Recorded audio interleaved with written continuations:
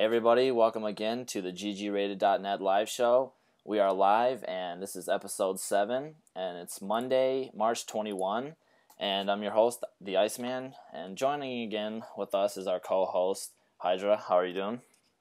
Hello everyone, yeah, doing good, ready for today's show. It's gonna be a nice long one. Lots of great stuff today. Unfortunately today Sebastian is out sick, so we're going to be missing his presence, but filling in for him is minuteman Chobopeon. How are you doing, buddy? Good, I'm glad to be here. Yeah, all thanks energized so much. and stuff, you know? Yeah, I mean, we appreciate you filling in like this. This is awesome to have you on here. It's kind of an urgency because Sebastian basically screamed too much for July Zerg and now he's just lost his voice. So, yeah. Poor guy. He's done. Yeah. But if you guys don't know Chobopeon, he is actually the author of the StarCraft Bible. You can check that out on YouTube. He does lots of articles and writing, basically about anywhere you look online about StarCraft, and he's active daily in the show StarCraft Center, so you should know his work and be familiar with what he does, and we're happy to have him on today, so thanks for joining us, buddy. Yeah, thank you. Thanks for having me. Yeah. So, you guys watched the GSL, the finals at all? Yeah. Yeah, I had to. I couldn't resist it, obviously. Yeah. Obviously. I guess we will jump into that as our first topic. Mm-hmm. I actually am a bit lucky on that subject because usually the live stream goes up here at around 9 a.m., 10 a.m. So, okay, people might be wondering, what am I doing? Well, I'm basically watching it while I'm at the office. But yeah, it's cool. And it's a nice hour. I mean, I know that most of you guys have to wake up at like 4 a.m. and 5 a.m., right? To actually sit down and watch it live. 5 a.m. Yeah, you're a lucky bastard. Yeah, it is. To collect the VODs. Yeah, it is painful to actually get up at 4 a.m. or 5 a.m. to sit down and watch that thing. So, yeah, I'm kind of lucky on that that issue. Yeah. Anyways, this series was a lot more one-sided than I expected it would be. We had OGS MC winning 4-1 against July Zerg, the God of War, and I mean, after I was watching these videos, I kept hoping that July Zerg was going to start mounting a comeback, but MC was just perfect. I mean, there was no chinks in his armor whatsoever, and he just dismantled July Zerg. What's your guys' thoughts on the matches? Chobo, go for it. Well, I mean, personally, I was pretty much expecting this, and I think most people were, because MC is a monster. Yeah. And not just that he's a monster, but he's a monster who played July in the first round of GSL this past season and just demolished him and made it look easy with all the force fields. And so people were expecting him to do it again, and he did because he's MC. And of course, and then he had the nice little celebration where they threw him up and down afterwards. Yeah, that was pretty cool. MC's the best player in the world right now, bar none. July is probably not even the best Zerg. So I mean, July's great. Don't get me wrong, and I love July, but he's just not at the MC's level right now. So it wasn't really a huge surprise for me to have it happen. What about you guys? Well, I really enjoyed the finals, but I always do. Was a bit one-sided, yes. Actually, I was expecting more of July Zerg. Maybe I'm just a fanboy, but I was really expecting him to actually at least take that thing as close as possible to that 7th match. It didn't happen, unfortunately, and basically we just watched OGS MC dominating all those matches. As you can see on the stream, he had some huge force field play, brilliant micro, and well, I would say that basically on the matches that he took, those 4 matches, he dominated with the force field play, just was brilliant. And the one that he actually didn't stood a chance in July Zerg took that match from him was with the big surprise attack with the drop, with the Hydralisks on his main base, an Overlord drop, something that you don't see that often, and I guess that thing that just caught MC by surprise. The rest of the matches, and you guys are taking a look here at game 1, was basically him dominating with force fields. Notice there, as you can see, he's just containing all the movement from July Zerg on the ramp, keeping the force fields up. He used like 6-7 force fields while he was destroying the main base, and basically kept splitting slowly those roach forces from July. And when he actually entered the base, he just had more than enough forces to finish off July. He didn't have what it takes. And well, basically that's kind of a summary of the whole series, because MC just went for more of the same openings, more of the same strategies, and his macro and micro is just so awesome, so strong that, well, Julyzer just couldn't resist him. And like Chobo was mentioning, he already gave us a hint of what things might be coming on this finals when he played against July on the early stages of the GSL. Yeah, that was definitely a one-sided series more than I thought it would be, but just the way MC plays, it's so powerful. I mean, since we're on the topic of game one, not only was his micro and macro... I'm sorry. Notice there the Zealots dancing. He even took his time to get the Zealots dancing because he knew that July was just finished on that matchup. Yeah. Go ahead, I'm sorry. No, that's right. Not only is his micro and macro just phenomenal, but the mind game that he played with July Zerg in the opening match was where he went for that expansion build and he was feigning that expansion and he canceled it at like the last minute. I mean, he delayed it for a long time and July Zerg finally thought, okay, I mean, he's going to be expanding here. He's going to be going in a macro game and he canceled it at like a later time than usual. I mean, he's just firing on all cylinders right now and he doesn't look like he's going to be stopped. And like Chobo said, he is obviously the best in the world. Yeah. Also, an interesting thing I like about MC is that he actually tries to back up his play with the words, just before the match, and you can see that on the opening scenes before the final started. He just said, "I'm going to own him." Simple as that. And I'm hoping that when I get 3 championships, that GSL decides to give me a golden monitor or something because July has a golden mouse.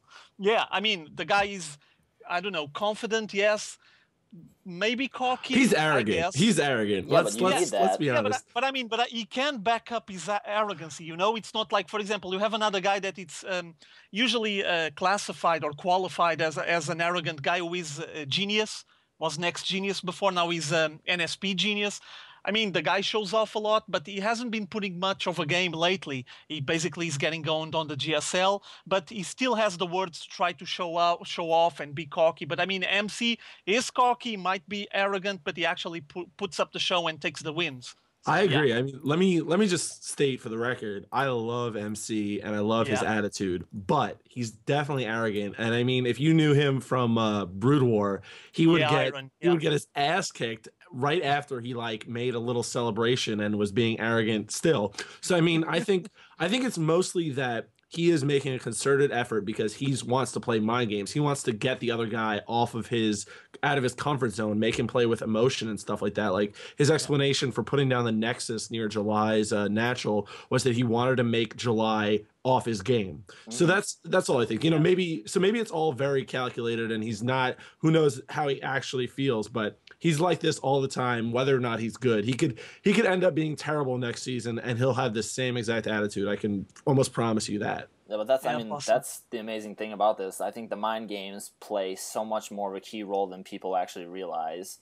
People just think, oh, it's, purely mechanics and skills. But no, if you get your enemy on tilt or you're like get inside their head, you're just going to be able to dismantle them in ways that they weren't prepared for, Yeah. Well, I think mechanics, part of mechanics is being sound of mind. I think you have to be able to constantly keep a rhythm, do all the right things at all the right time. And if your opponent is poking and prodding you with these little provocations, all of a sudden you're thinking about that instead of the gateway you have to put down or the pool you have to put down, and everything adds up and it becomes a snowball, and all of a sudden you lost 4-1 in the finals of the GSL. Yeah. That's a very good point. That's well said. Yeah, but he is solid, and you got to respect the guy. I mean, he's not one of those players that actually decided to just change race because now Protoss is the way to go for some reason. He's playing Protoss since the early stages of StarCraft 2. He just stuck up with it when it was hard, and now that it is a little bit, well, let's call it not as hard as before. He's still owning everyone and dominating. So I think he's doing quite fine, and he deserves the success he's having, actually. I mean, totally, the only definitely. guy, the only guy that actually has 2 championships under his belt. Probably one day we're going to see him grabbing a 3rd, I would say. At least for now, he's one of the biggest powerhouses playing this game. I'm assuming that on the next GSL, and it isn't that far away. I mean, 1 more month or so, and you're going to have the next season. He's still going to be around and just dominating everyone.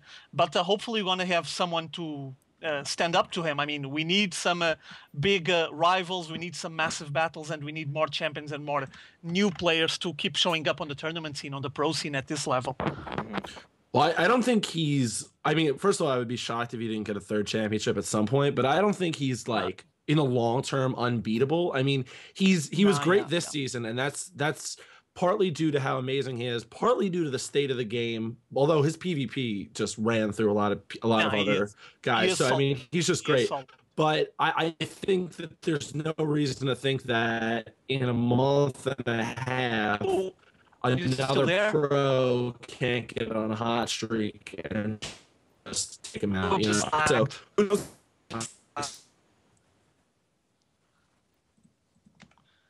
oh, I think he just lagged out.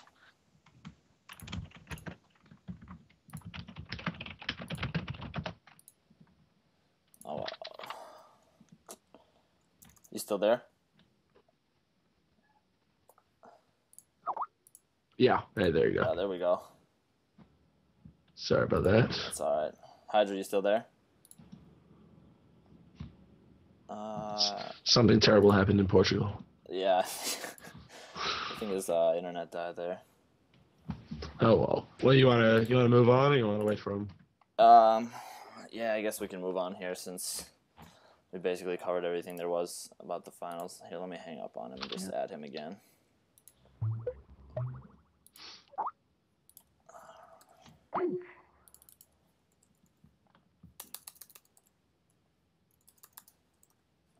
Yeah.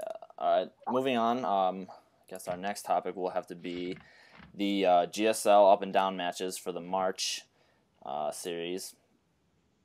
Did you get a chance to watch those, Chobo? I did. So I guess I'll just go over the groups that we have listed here. So the first one is Group C, where Virus and Fruit Dealer moved on. It's pretty funny to see Fruit Dealer move on, and then to see him perform like he did in the TSL. And then if you watch the GSTL to see that.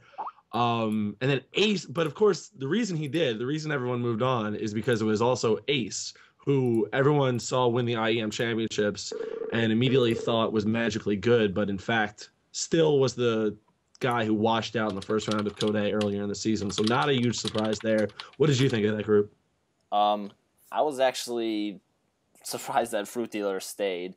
I mean, what we've been seeing from him lately is just a complete roller coaster ride. I mean, you never know one day if this guy is going to be smashing through people or if he's going to just be getting dominated by whoever he's facing. So, I mean, that group I think was pretty volatile, and I was actually a little surprised just the way Fruit Dealer's been playing lately. I would agree with you, surprised about Fruit Dealer. The biggest story for me was just Ace, because after GSL said they would award a up and down spot to the IEM winner, I was kind of like, I don't know if that's good, especially because all of the possible IEM winners at that point were round one Code A washouts, and so I felt like there were probably more deserving players. So, I mean, and people kind of gave me a little bit of shit for that. And honestly, I mean, I wish Ace was better. It would make the IEM look better. The fact that he was able to win, it would make the foreigner scene look better. But what can you do? Yeah. What'd you think of the next group? Next group, Group D. Yeah. I am very happy about Xenio's performance. I didn't think that he performed up to his standards when he was in the Code S, and then he got knocked down to the up and down matches. And I think that he very well deserves his place in the Code S. Slayer's Boxer now in Code A. Can it be? I mean, this is crazy. This is shocking news to everybody, is it not? Yeah, I guess it was. And I made some predictions last week about these groups, and I said that I was expecting Sungho Killer to just not going to be able to handle the pressure against Xenio and Slayer's Boxer, and well, I was totally wrong. And I'm kind of shocked to see Slayer's Boxer on Code A. Trying to see it on the positive side, you know what I mean? Maybe it's going to attract more people to see Code A next season. I don't know. But yeah, it was a bit of a disappointment. I was expecting him to at least handle the pressure, stand there, and at least clinch his spot on Code S and stay on Code S would be good for next season as well. But, well, he's now on Code A, and Zinio and Killer took the spots there. Zinio, for me, I was expecting him to actually stay in Code S. I actually enjoy watching him play Zerg. I think he's quite solid. And I wasn't expecting anything from him, but that switch between Boxer and Killer kind of surprised me. Yeah, definitely. Let's move on to the next group. We have day 3 results. We have in Group E, Alicia advances to the Code S. MVP now in the Code A, and we have Genius staying in the Code S. What are you guys' thoughts on this? Yeah. I mean, I would say it was probably a surprise for everyone, but the fact is MVP deserves to be in Code A based on his play. He was not as good as either of these two players on this day, at least. I don't know what you guys think. Yeah, I agree. He wasn't on his top game on that day. I'm not sure if he was feeling the pressure or if he was just realizing how low he was at that moment and that he was actually risking getting himself into Code A, and, well, actually it ended up to happen. But he wasn't in his best performance there. I was a bit surprised by Alicia, though I heard Artosis talking about the guy. I've seen some matches from him previously. I was still not expecting him to be as solid as he was. He was able to just grab a spot on Code S and get promoted. And, well, the other member of the group, Genius, what can I say? The guy that I kept saying that he keeps trash talking and loud mouthing and all of that, but he still doesn't have the game to back it up, at least currently. I think he already had it in the past, but things are just slowly changing for him for the worse, I guess. Yeah. Yeah. Group F, we see Rain advancing to Code S. Top stays in the Code S, and OGS Hyperdub. Poor guy, always getting the death groups, it seems like. Now he has finally fallen to Code A. Yeah. I mean, this guy, if I'm not mistaken, he's been in the Code S for every season we've had so far, so this will be the next season will be the first season he's not in the Code S. Yeah. Any thoughts on this group, you guys? Yeah, just would like to make a comment. From this 3 players on this group, the one that I actually enjoy watching is Top, OGS Top. Hyperdub as well. Rain, I mean, I remember him on the finals, but it feels like a long, long time ago, and the game evolved, and he actually didn't evolve. At least that's the feeling that I have. I was a bit surprised by his playstyle on this group F, and I enjoy his matches. And, well, he deserves. He just got the wins and advances to Code S. But I still don't think much of him. We'll see if I change my mind on the next season. One detail that I would like to mention about this group is that it's an all-Terran group. What this means is those players, they sit down and they know that they only need to play Terran. They don't need to check or prepare any openings against Zerg or Protoss or any specific strategies against Zerg or Protoss. They only need to focus on Terran. And my modest opinion is when a group is completely dominated by the same race, 3 Terrans, at least on the practice that they do on the weeks before, they get an easier way of getting things sorted, getting everything tuned up. The problem is that being the 3 of them Terran, obviously they're all doing the same. They're all tuning up their Terran. So we might end up having some really close matches and, well, sometimes some really close, really long matches as well. On this situation, on this group, I guess that the best players took the spots on Code S. Hyperdub still needs to work a bit longer on his playstyle and on his skill set, I guess. Yeah. All right, let's move on to the last and final group here, day 4. We have Group G and H. In Group G, we have Supernova advancing to Code S. We have Pult Prime staying in Code S, and the best FOU now in Code A. So we have a lot of FOU players dropping to Code A. Any thoughts on these results, you guys? Chobo, go for it. Well, I got to admit that I don't remember these vividly, except to say that I think Supernova dropping was oh, no, he didn't drop. My bad. Yeah, see, I don't even remember it very much. Yeah, I think Supernova was a big favorite. I was going to say if he had dropped, it would have been a big surprise. But yeah, why don't you guys talk about it since it's clearly out of my mind since the TSL has happened? Go for it. Well, the memories that I have from Supernova, I recall these matches, but what I recall the most was him playing on the up and down matches on the finals against Lozira. And as you guys know, those finals were really, really close, really close. And Supernova showed us that he's a solid Terran player. I'm expecting good things from him now on Codes. Not saying that he's going to just go all the way to the top on the next season, but he might show a couple of tricks to some old veterans that we keep watching playing on Codes. He might bring some new fresh blood to Codes, and that's good. He appears to me as a very solid Terran player. Yeah. I think when we were making the predictions last week, this was the group we had the most difficulty with, seeing as how these players were relatively close in skill. And notice once more, all Terran group. Yeah, again, all Terran group. And I mean, I'm sorry, just let me just finish this bit about the best for you. The guy's been around Codes for a while. Probably one of the finest playing on for you, maybe with Lenok. At least I think there might be on the top of their game and some of the finest members of for you, in my personal opinion. And, well, he just went down to Code. But if I'm thinking about switching him with OGS Supernova, I guess that it's a nice trade-off, a nice switch. Just get him back on Code, let him practice some more, get Supernova on Codes. Let's see how well he does against the top gamers. Mm-hmm. Yeah.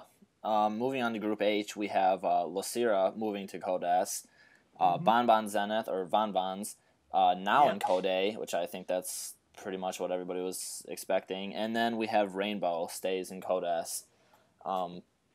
It's the other way around. I mean, this guy's been on a tear. He wins Code. He gets in the up and down matches, beats his way into Codes, and then, spoiler alert for anybody who hasn't watched the GSTL, he goes for an all kill. So I mean, this guy is basically on fire right now. What do you feel? Chobo. I do think he's on fire. I am gonna have to spoil the GSTL a little more though. I mean, Lucira was up against. Either Lucira just got really, really incredibly good, or he was up against some kind of incompetent opponents. I mean, it was a little lopsided. I'll leave it to you guys to just watch it and see just how silly it got at some points. But I mean, I feel like there were some games where he had lost, like game 2 specifically. He should have lost, but nope. He just came back in. The opponent handed him the game. Yeah, I think he's great. I think he not only is he on a tear, I think his fan base is going up, and I'm sure his paycheck's going to be going up soon. Yeah. What do you guys think? I was commenting this with the Iceman before we started the stream. I can picture him sitting on the IM house with IM MVP on one side and Nesty on the other side, just doing his head in for him to do everything perfect, everything fine, just excellent, and then playing against him until he just has everything on his build, just to the last second, everything just precise, perfectly synchronized. And I guess that the guy is just becoming one of the finest Zergs playing this match currently.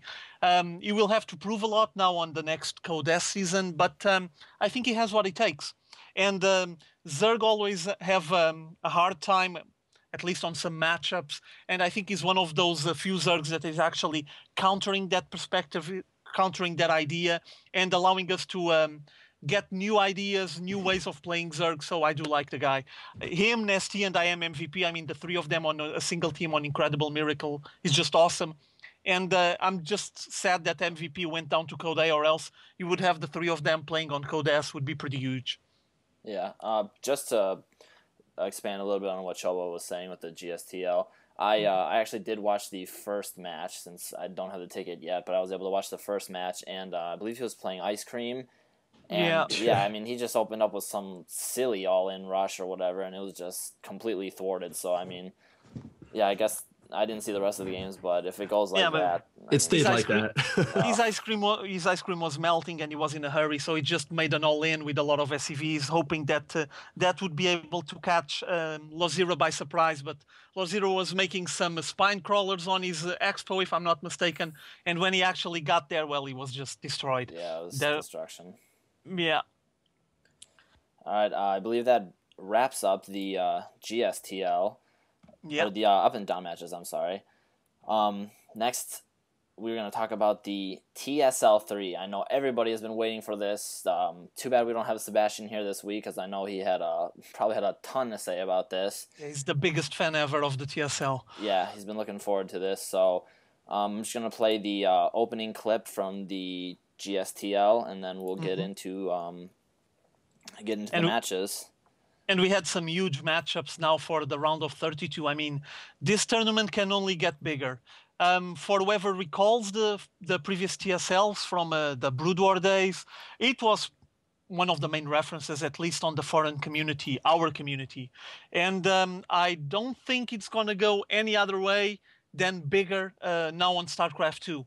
It was huge. You guys, if you guys were watching the stream, there was something like, what, 40K people watching the stream? I think it was like up to like 43K at one point. Yeah. It was about 50. 50? Plus, oh, wow. It was above 50 plus that didn't include Koreans. Yeah, because I know Exactly. Gisato was broadcasting the Koreans. Yeah. Yeah, That's apparently actually he wasn't very good though. Yeah, but that's it's actually I still find it quite an interesting idea and a nice decision by GomTV to actually provide for the stream to show up in Korea and all of that. I mean, it's a way of connecting the communities. Just one small step for now. Maybe it will transform and get into something else. I recall yesterday while I was watching the TSL commenting that, who knows, maybe just a best out of 5 between the TSL champion and the GSL champion. I mean, I would watch that. One second here. You want MC to play himself? Well, you're just hoping for MC to just take the win on the No, TSL. man, I'm knowing it's over. Call it now, man. MC is so good. You're hearing it first, Chobopeon. I'm putting it out there. He's going to be multi-boxing or something like that to play against himself. I mean, honestly, I would watch MC control 2 different people in 2 different races and see MC versus MC. I would watch it. I would pay for a season ticket for that. That's just me. Yeah, I would pay for that too. Have you seen those? I've seen those videos. Have you heard of that game Ikaruga? It was like that crazy space shooter where you would flip the color of your plane from like white to black. I mean, I've seen some video on YouTube where this Asian guy is playing like 2 control arcade sticks and playing both planes at once. I mean, I can't even play this game myself, but yeah, There it is, man. Don't want to imagine the insanity. My mind would just explode. But let me roll this intro video here real quick. I'll switch the sound over to the video, and then we'll jump into the matches, all right? Yeah.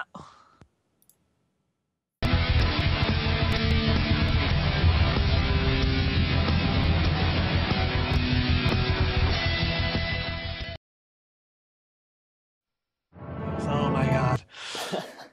All right, here we go. First match of the day. Straylock against Tyler. Straylock versus Liquid Tyler. Yeah.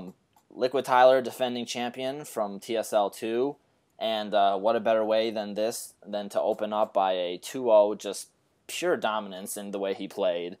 I think we can best wrap up the first game as Glass Corral, seeing as how he basically corralled all of Straylock's units entirely into one force field clump and then just said bye-bye and destroyed them.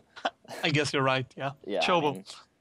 Well, I think, first of all, I'm a big Tyler fan because, I mean, the TSLs and the WCGs were just the biggest thing in Foreign Brood War for a long time. So people who were successful in those mean a lot to me because I'm a big Brood War fan. And so to see Tyler again playing at this level is amazing. Tyler's strength is in tournaments where it's not like an MLG where you go in and have to prepare for 50 opponents. It's where you have one opponent and you work out a build that's going to kill him. And Tyler works that out so well. It's what he did to Idra. It's what he did to Mondi, if I recall. And it's what he does for a living. It's the reason he is Tyler. And so to see him do it against Straylock really... After a pretty good StarCraft 2 career, but not as high as he was in Brood War, it really gives you confidence to see him do that. And as a fan, I love it. I'm excited to see what he can do. Yeah, I mean, I've watched his live stream quite a few times, and I know that after a match, he'll open up Notepad and he'll write down comments like anything that he made a mistake or something that he has to watch out for. I mean, this guy is someone who is methodical in what he does, as you were saying, Chobo, and just, I mean, he showed this in the way he played. He just destroyed and dismantled Straylock with great use of force fields. Let me just add a comment. I'm pretty sure you guys noticed that, but once more, Tyler used the double forge all the way, and we need to see more of that. I mean, Protoss players should consider using that more often because at least he knows how to use it properly because it just pays dividends. It just boosts his upgrades tremendously, and when he makes the push, he just has the upper hand. I mean, he has the upgrades, the required upgrades, and his opponent just can't handle his pressure. So this double forge builds, I think we should start seeing more of this for Protoss players, and Tyler is probably leading the way, showing people how to do it. Eventually, going to have more people doing the same. Mm-hmm. Yeah, definitely. Game 2, again, I mean, that can be summarized as Hero Zealot because Tyler actually looked like he was a little bit behind there, was kind of worried, but then all of a sudden, you look over in the left part of the screen and he has one Zealot out there just massacring SCVs. I believe he had like up to 20 or 23 or something like that. Yeah. It was something like that, 23 or 22, and the Zealot was like something like Executor, or I don't recall exactly what was it, but I think the title was Executor, and he was just basically executing everything on that mineral line. Yeah. he basically just raised the mineral line by himself, so pretty impressive there. Also, I'm not sure what Strelok was thinking on that moment. Maybe he was just focusing on something else, but he did left that Zealot for a long, long time on that mineral line, just slicing and dicing everything. Yeah, he even called mules in down there too, which, I mean, probably a little bit of a mistake. Let's see. Any thoughts on the match 2, Chobo? No, I think you guys have said it all. There's a Hero Zealot, man. Yeah. Tyler rules. Yeah. Tyler is still... Actually, Tyler is still quite solid. I mean, long time since he was on Brood War. One of the few that actually went to try his luck in Korea. But the guy is still there pumping, and I'm pretty sure he's going to show us more in the future, especially with the TSL now up and running. I think he's going to show us at least a couple of surprises here on the TSL. I always enjoy him. I recall watching him play on the... back on the days of Brood War, but I didn't follow him that much. But yeah, he is one of the solid players playing StarCraft 2 currently. Yeah. Chobo, is it safe to say that Tyler is your pick for the TSL 3, or? Absolutely not. MC is my pick for the TSL. MC? I love Tyler. He's going to be out next round, though. That's the problem. I don't know. Grandpa Toss is going to dominate MC, and you're going to have Grandpa Toss on the finals. Well, I love White Rod too. Like it's a damn shame that MC has to face all these players that I really like. I think White Rod's a great guy, first of all, and a really good player. Mm-hmm. Same thing with Tyler. I don't really know Thorzane as a person. I've never spoken to him, but he seems fine, and he's an awesome player. Took out Fruit Dealers, I'm sure we're about to talk about. Yeah. It's too bad MC's path of destruction is going to wage through all these people. It's a damn shame. It's unfortunate, but I mean...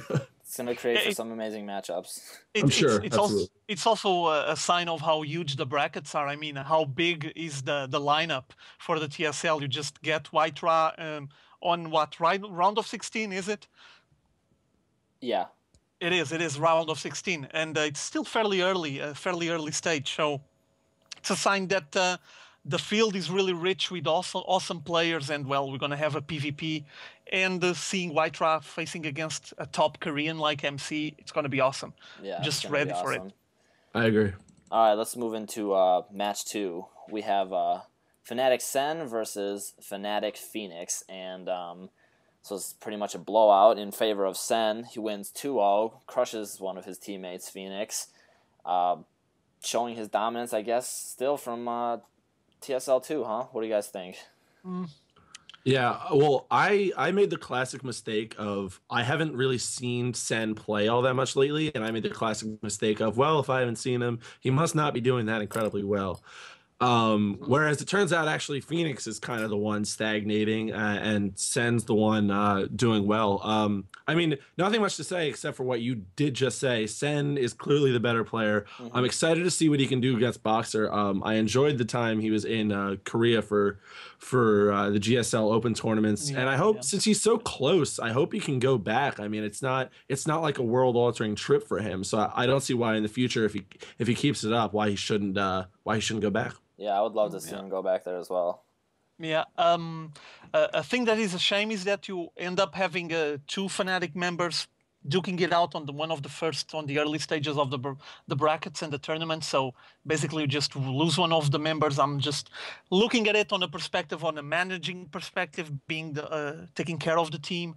But yeah, Phoenix, as you guys know, is kind of on a slump. You remember his results now on the IEM in Hanover on the World Championships. I mean, he was really bad there, really bad results. Unfortunately, him and the QXC on that tournament, they weren't very well.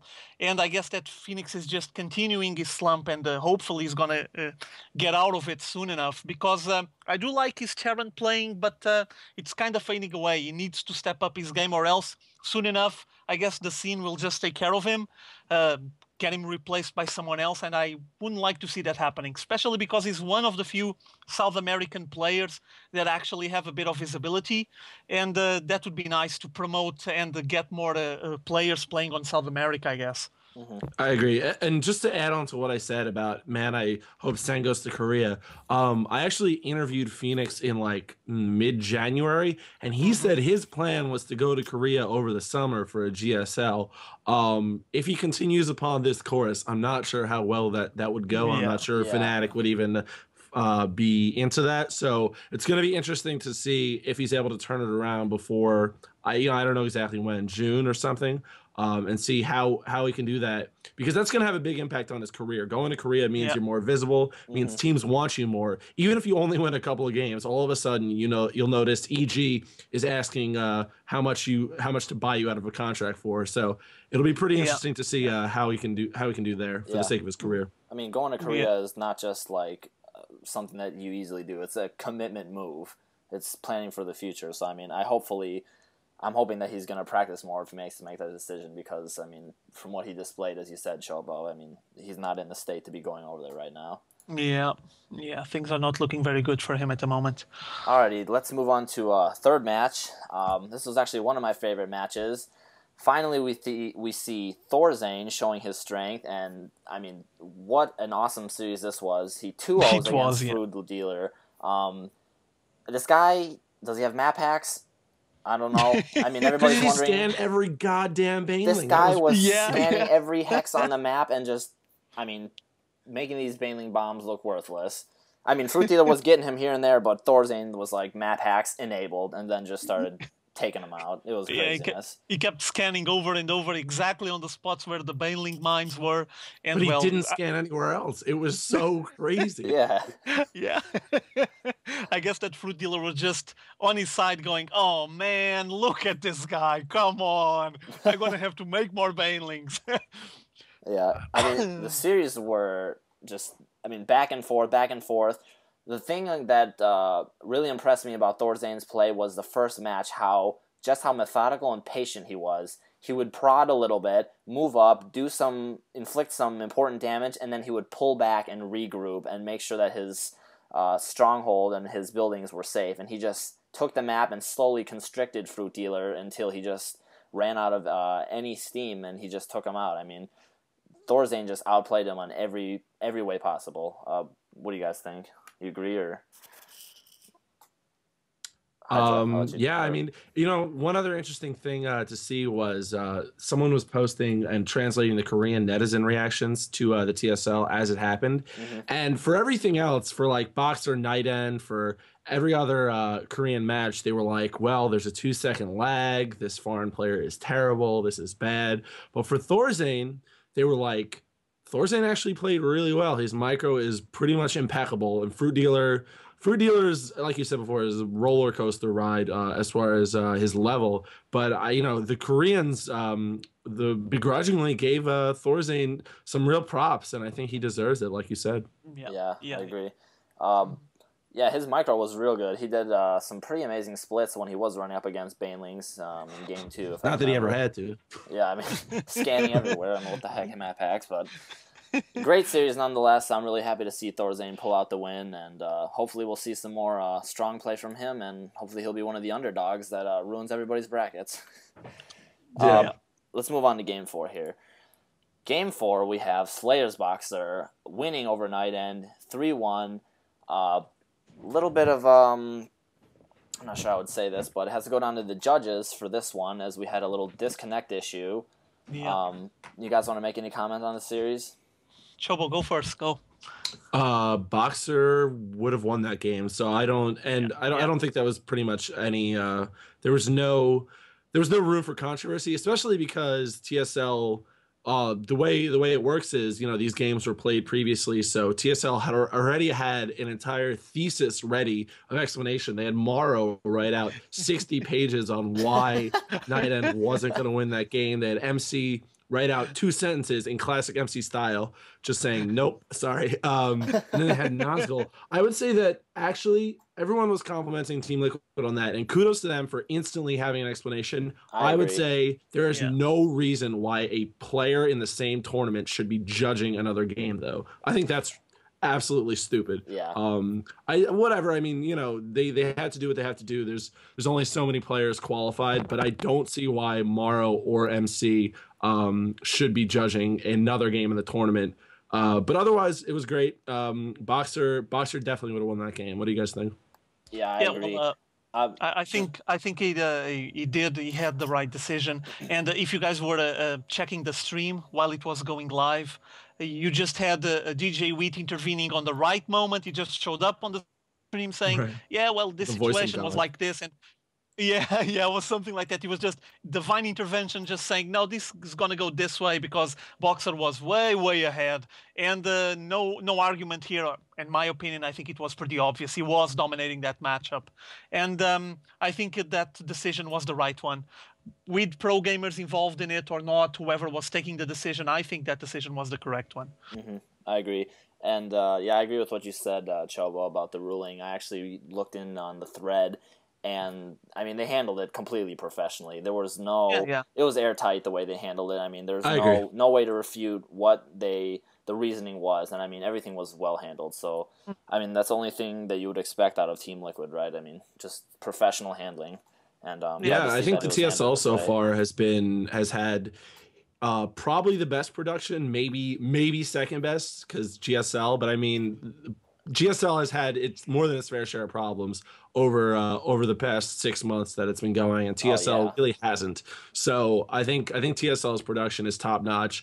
And just to revisit that, when I say it's stupid, like when I say the fact that MC and Morrow were part of the decision, and I say that's stupid, I might be exaggerating a bit because, like you said, the decision was airtight. I just hope that in the future they take players who aren't competing in the same tournament to judge another game, because there's no sport in the world that would ever, if you watch basketball, if the Bulls had a foul, they wouldn't go to the Knicks and say, "What do you think?" Yeah, exactly. I mean, that's a very good point. But the way they've handled everything so far, and then the production value and the quality just of the whole entire tournament has just been one of the best I've seen. I mean, everything has just been handled perfectly. So, I mean, not much question there. And hats off to all the TL admins and staff for that. So let's move on. Let's go for the next one. Match 5, day 2. We have OGSMC once again tearing his opponents apart, playing against Sierra. OGSMC, what can we say, man? This guy is just beating people down with a Kratos death stick, I guess.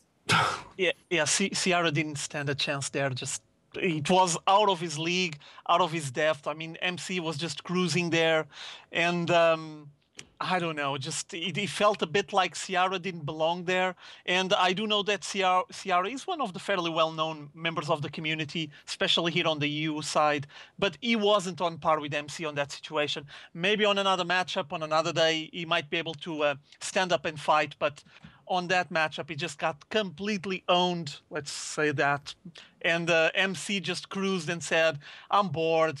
I'm going to play Solitary or Minesweeper. This is boring me, So, he just moved on and took the final victory, just destroyed Sierra. He was probably, like, laddering in the background. Something like that, yeah. It's like, well, I'm just drop-kicking Sierra. I'll just do a few ladder matches. Well, so Sierra didn't GG in game 1, which kind of has inflamed a little bit. But, look, in Sierra's defense, like, so Korean netizens were talking about this match and they were like, why did the Zerg even enter this tournament? And like, I know JP was like, they shouldn't even play this game. And you, Hydra, just said, you know, he shouldn't maybe even been there. But to be honest, to be perfectly fair, it's MC.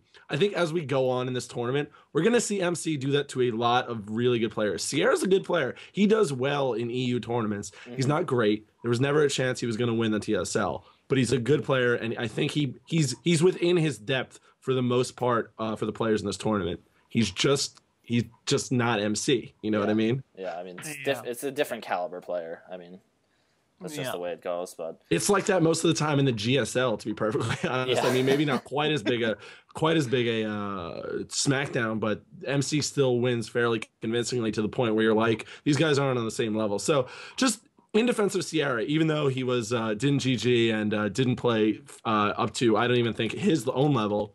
I understand why. I would have been shaking in my boots, sweating if I was playing MC too. So yeah, no doubt. Yeah, well said. Let's move on to match 6. Here we have Grandpa Protoss, Beast from the East. I'm talking about none other than White Ra, everybody's favorite Ukrainian Protoss, playing against Wii Loner Prime. Another great series, goes 3 games, and we see Duckload Ra coming back down 1 game, winning the last 2 sets.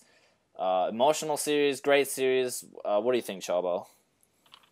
I was surprised that it was 2-1. Coming into it, seeing Loner's most recent games, I thought he would just be kicked out unceremoniously.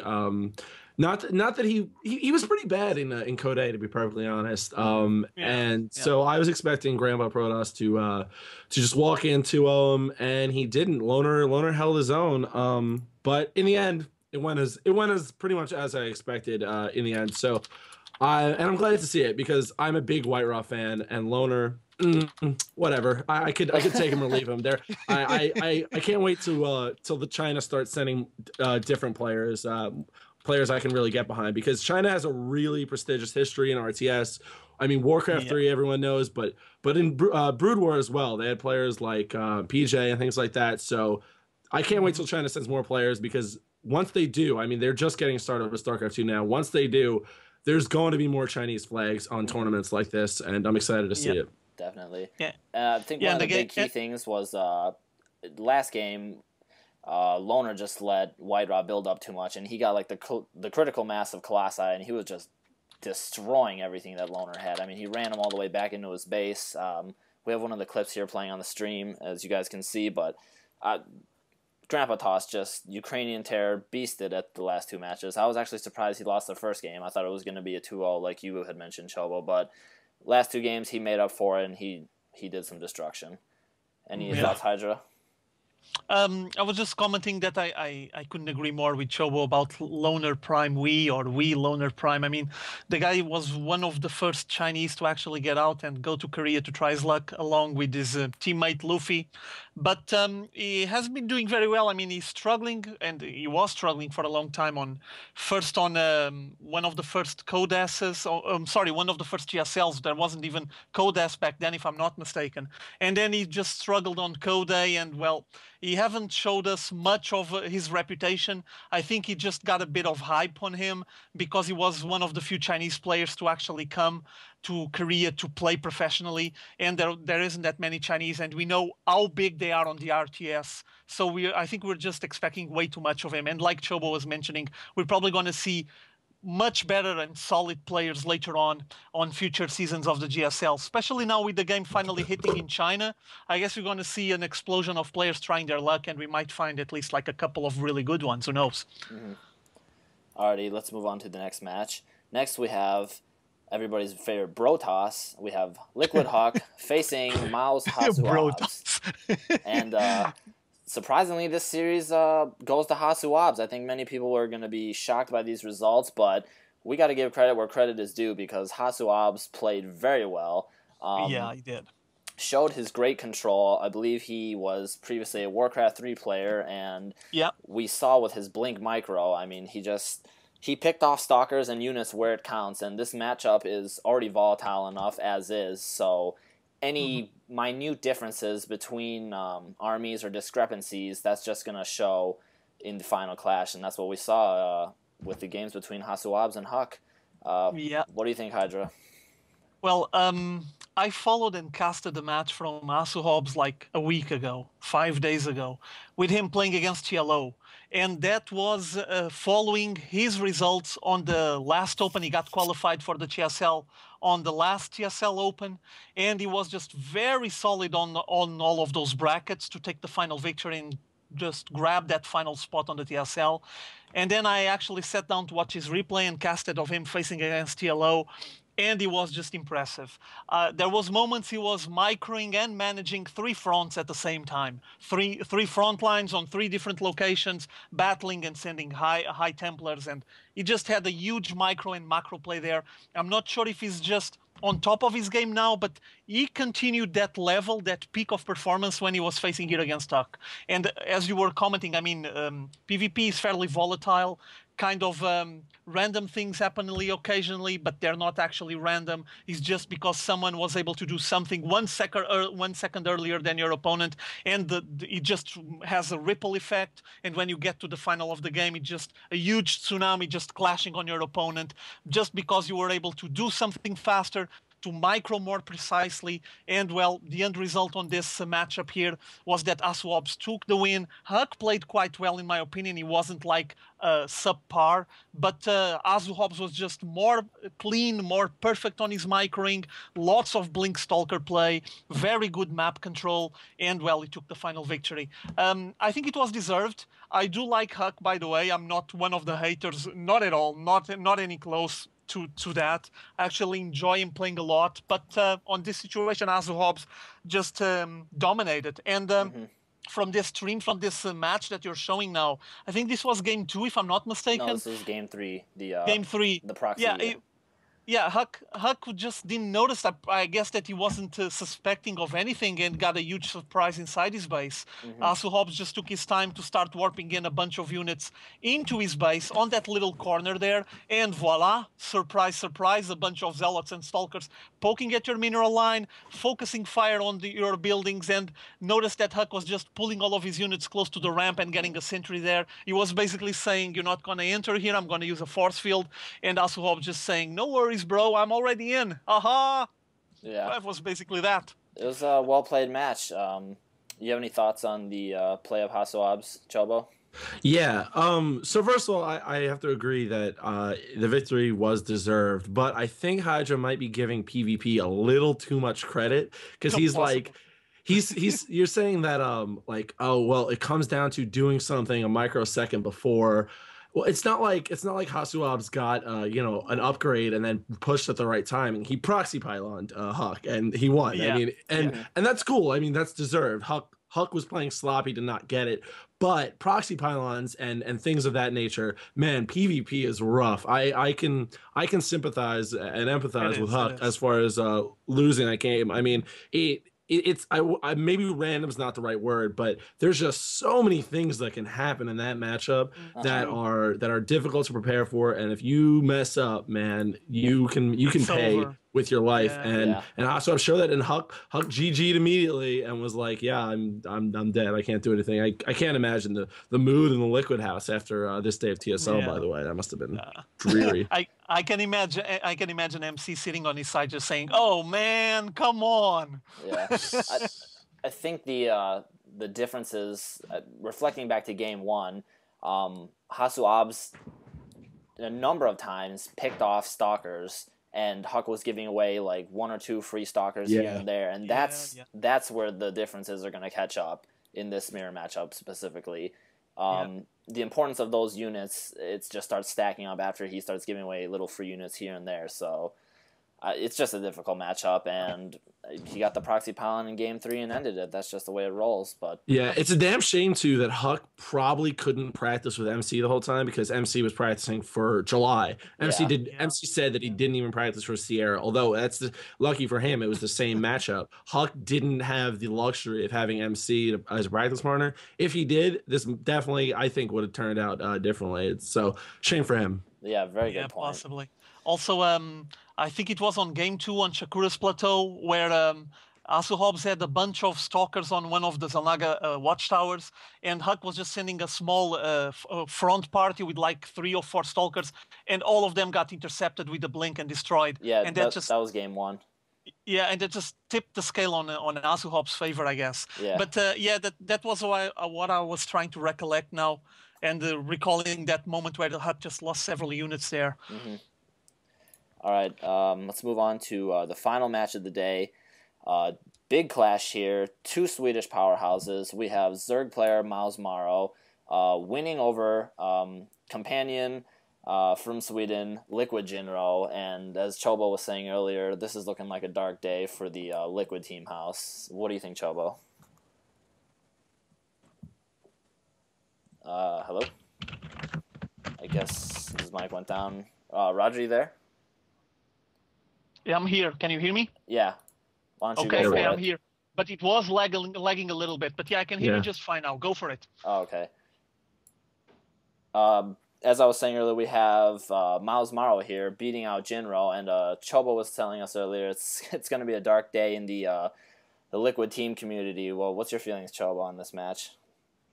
Maro definitely deserved this win, and Banelings are good, man. Good God. Jinro, I don't think Jinro really grasped quite how good they were. He seemed complacent in his wall. He thought there's no way Maro can bust this and do significant damage, but every time Maro would come in with 10 Banelings and be like, ah, ha, ha, ha, wrong, and he would just come in, and then all of a sudden Jinro would be at a loss for what to do. And it happened several times. Even in a single game, it would happen several times. It felt like every single time Maro would come with the bust, Jinro was surprised that Maro had the guts to do it. Kudos to Maro for being super aggressive about it. Maro is a man who can play many styles. He can play macro. And now we know he can play super aggressive. Although I guess we knew that from August when he was 5-Rex Reaper rushing with Terran, but I guess it's a little different. But yeah, man, Maro earned it. So kudos to him, and I look forward to his future matches. Yeah, it took a page out of July Zerg's book, it seems, with all the Baneling aggression that he was throwing, but seems to be the way to dismantle Terran right now. What do you think, Hydra? Yeah, I was when I was watching these matchups, I was thinking about, I think it was July Zerg on the semifinals. He went for Baneling busts as well and worked just awesome. And on this situation, well, at least on one of the matches, Moro just made Jinro pay for being greedy. Jinro just went something like command center first. And he just stretched way. I think he was trusting on the fact that the map was quite big. I think it was on Tal'Darim Altar. The map is quite big, and he just thought, long rush distance, I'm going to have time. I'm just going to stretch myself, grab that expo, and start benefiting from it. And Moro just got there and said, oh, you went for command center first? Okay. It just masked up a bunch of Zerglings and then Banelings, and you did huge Baneling bust. And notice that these busts were against barracks, not against supply depot, so it requires a lot of Banelings, but he just smashed into there.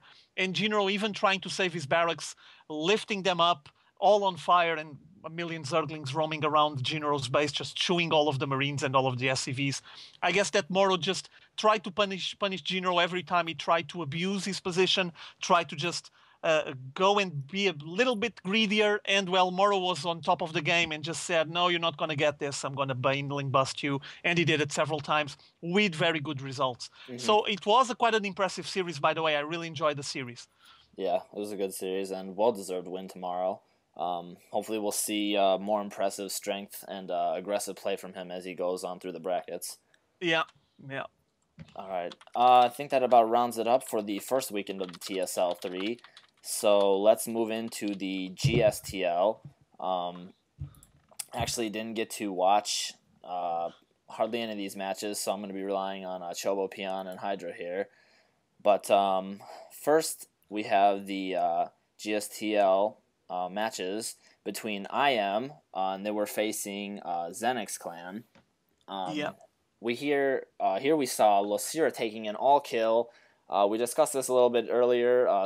Looked like the matches were a bit cheesy, a bit lopsided in one side in favor of Losira, but I mean, still an all-kill nonetheless. Chobo, since you watch most of these matches, I'll let you start off. Sure. I mean, Lucira is better than Xenex. That's what it comes down to. I don't even know that all these matches were specifically cheesy, but they were lackluster. There were some lacking play. Although I watched the second half of the second match, and I thought that as well. I thought, man, these guys just aren't playing up to what we're used to seeing on GOM. I mean, maybe we're spoiled by the fact that we just saw the end of the GSL, so we saw the best players in the world go at it on a consistent basis. But man, I mean, Lucira's better than these guys. I don't know how to put it more succinctly and concisely than that. I really am looking forward to seeing him in Codes. I wonder how he'll do against players that are actually, of a level that he needs to be competing with. What do you guys think? Well, I still miss a lot of matches. I need to watch all of them when I finish today's show. But I did watch that first game against Ice Cream from Lucira.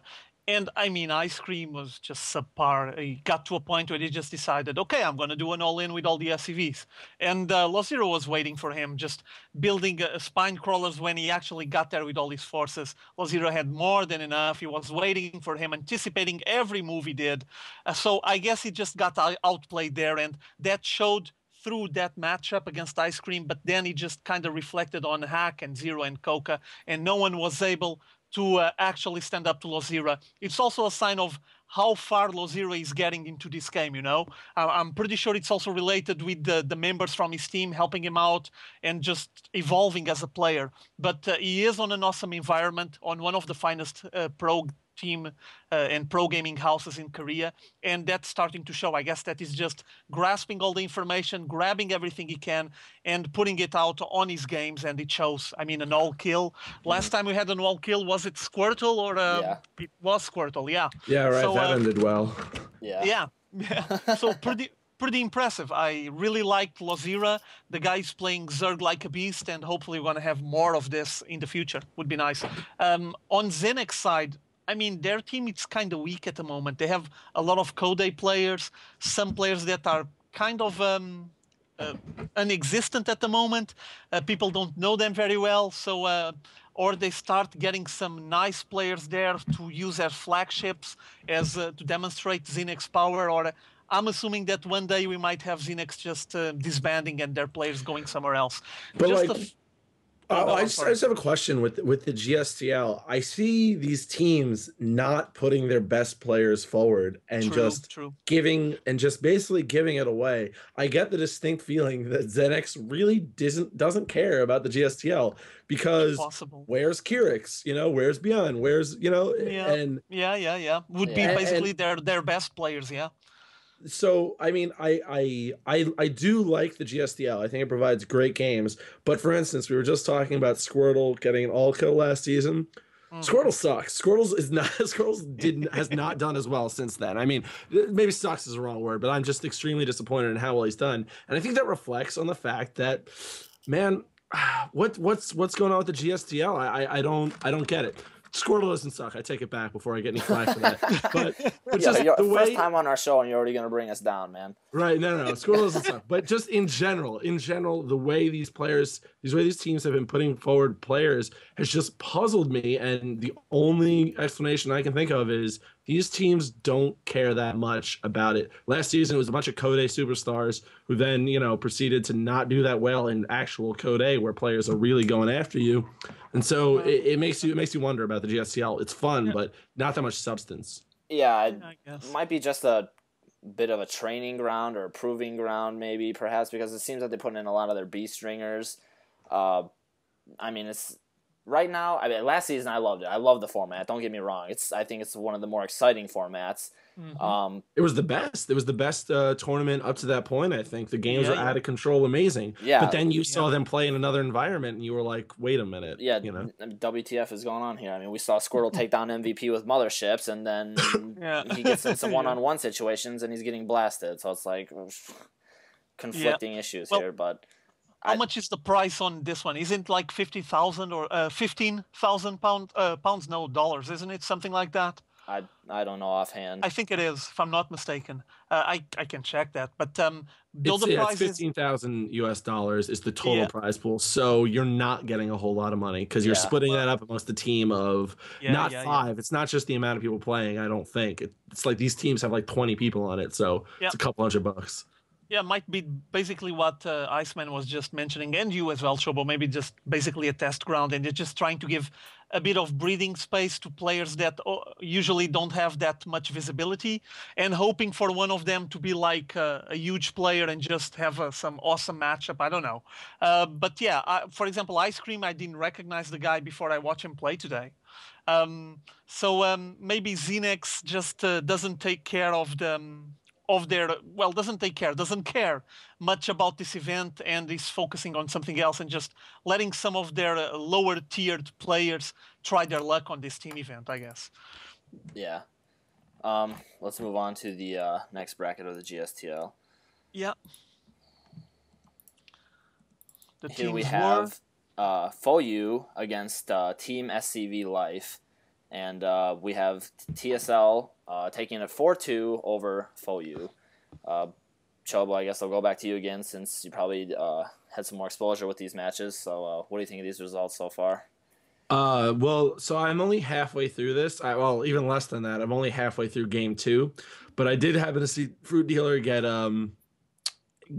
beaten. It was a really close, cool match actually. I recommend game 1 to everyone. Were you gonna say something, Hydra? I was just saying it's against Twilight. Seriously, do I really need Twilight on StarCraft 2 as well? Come on. Jesus, I mean, even worse than actually having Fruit Dealer losing, it's Twilight winning over him. It was a good game though. Did you see it? No, not yet, but I'm gonna watch it. It was an interesting game. It really players had their mains destroyed. I mean, I'm spoiling it left and right for everyone, but too bad. It was good. I recommend everyone watch it, even though you know who won. But from there, I have not seen all the results yet, but now I'm having it spoiled for me. And Alive won 3 in a row against Twilight, Lenok, and the best. So for you putting out some players that, you know, at least you know. SC taking it over Alive, and then Puma taking it over SC. So like you said, TSL takes it 4-2. Yeah, I mean, it's good to see players that I know. I'm a bit shocked with the Lenok and Best For You results here. I mean, I considered them to be relatively strong players. I would have think they would have been be able to held up a little bit better than that. But hats off to TSL, I guess. Hydra, what do you think? Well, first of all, I'd just like to share a couple of details here. Alive was, before he was TSL Alive, he was Alive for you. So I'm pretty sure he's feeling happy at the moment. He's just defeated 3 of the members of his former team. Amongst them, it's the Best For You and Lenok For You, who you guys know are fairly well known. And also, I might be wrong, I need to make a bit of research, but from what I checked on Team Liquid this afternoon, that Puma from TSL is the Puma from Brood War. He had the same name back then, if I'm not mistaken. I need to check it if it's the same Brood War pro gamer, which is good news. I didn't even knew he was playing on Team SCV Live, or maybe he was just training and getting ready to start showing up on live events. But yeah, I mean, from between these two teams, I would rather have TSL winning. I'm a bit disappointed that Fruit Dealer didn't took the win over the Twilight gang, but I guess better luck next time for me. And I'm actually happy to see Alive, who was Alive for you, to defeat his former team. He might be sending a message, or his manager, the manager from Team For You, might be thinking about what he was thinking when he decided to just let the guy go. But yeah, well, it was basically the result. Also, I want to see more of that Puma guy. I got to sit down and take a look at his face because I'm pretty sure it's the same guy from Brood War. Yeah, I'll have to sit down and take a look at these games as well since I missed them. But yeah, that's the way it rolls. TSL taking the victory 4-2 over FOU. We can look at the brackets that are coming up here. In the next matches we're going to be seeing is Team OGS versus Slayers, and then we will have Prime.we facing Startail. Hopefully Squirtle is going to resurrect and morph into the next level of a Pokemon, and we're going to see more motherships because that's what I'm here for. Because I was disappointed by his play earlier, and I want to see action now. What do you guys think? You guys think it's going to be IM against Startail again in the finals? Possibility, right? I think OGS is going to advance out this time. Well, it depends on who they're gonna put on that booth, right? I mean, they can just decide to leave the big monsters sitting on the back. If OGS cares at all, they should advance. They have Nada, MC, Top. There's more Codex players than you need to even stack a roster for a day. So I mean, that's true. If they show interest, they should advance without a hitch. I'm looking. They have 8 Codex players. You don't play 8 games in a day. They need to advance if they care at all. Yeah. Another. Let me just make another comment here. I don't know if you guys noticed, but I was taking a look at Team StarTale the other day. They were making that. I think it was. It was today on the team event when they're making their ceremonies and when they're all together. I see Torch there in the middle, and I don't see Torch anymore on the VT Gaming team on the roster. And I actually didn't notice any announcement of Torch moving to StarTale, but apparently he is there. At least he's practicing there, right?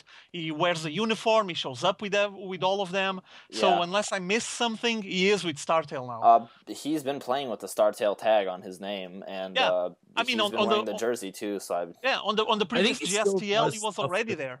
He still does stuff with VT. I mean, he was never. I don't think he's like a VT player in that you're gonna see him in any clan wars or whatever. But he does like news stuff. He's like a reporter for them, liaison for Korea and VT. So I think that's his role over there. Yeah. Okay. Yeah. Makes sense. Real quick here, brought up earlier a little bit that GSTL might be a little bit of a testing ground. That brings up the news that there are some new maps being introduced into the GSTL. Again, I didn't see any of the matches, so I didn't get to see any of these maps be tested out. But GOM TV has announced that they're going to be adding, I believe it's 4 new maps to the GSTL. We have Dual Sight, Terminus SE, Typhon Peaks, and Zelnaga Fortress. And I'll put those up on the stream. New maps, it's always a nice thing, brings in bit of new fresh air into the game. I guess they're going to test them out here, and we're going to see how they go. What are your feelings on these new maps? Have you even seen them? Well, I saw Zelnaga Fortress because that was played in IM ZenX, and it was good. It got the job done. I'm going to need to see more of these maps to really make a definitive decision, but I think that GSL has a clear idea of what we want with maps now. They're not going to bring out any more crappy, 64 by 64 2-player maps in the short term. So I think they know what we want. I think they know what's good for the game in general. And so I'm excited to see these games played. I'm going to watch the rest of FOU TSL mainly for the maps because now I know the results, but I'd like to see how Dual Sight plays. And I've played Typhon Peaks many times, but I'd still like to see how they play it. Right. I mean, the way that we're going to get new maps into the game is through the testing and through the tournament scene. So, I mean, this is the way to have it done in the tournament scene and get them exposed via, GSTL, I guess. But yeah, I mean, I just need to watch the matches and see how they are. I can't make any judgment calls. But so far, we've been seeing the new maps, and they've been doing well. I just took a sneak peek into this maps. What can I say? Visually, the one that attracts me the most is Dual Sight because you have the lava and all of the green nature stuff on one side and the lava on the other side. Have you guys seen Test Bug? Yeah, I already see Test Bug. Yeah, it looks eerily similar, huh? yeah. The general idea, it's quite similar. I'm assuming that they took the ideas from somewhere. I'm not gonna go that way. I guess I'm not sure exactly what they were thinking about when they're doing this Dual Sight. I do know that these maps were made by the same guys that did the previous ones that were tried on the GSTL and were so successful. So I'm assuming this ones will be fairly balanced and nice maps. I would like to comment, well, this Dual Sight is the one that appeals more to me, but I would like to comment on the fact that we actually have a 3-player map here with 3 spawning pools, and looks, at least the visual looks of it is kind of similar to the Zelnaga Caverns, and it's called Zelnaga Fortress. I'm assuming that this might be a fairly balanced map, though I'm a bit afraid of all of these ledges that I can see here from the top.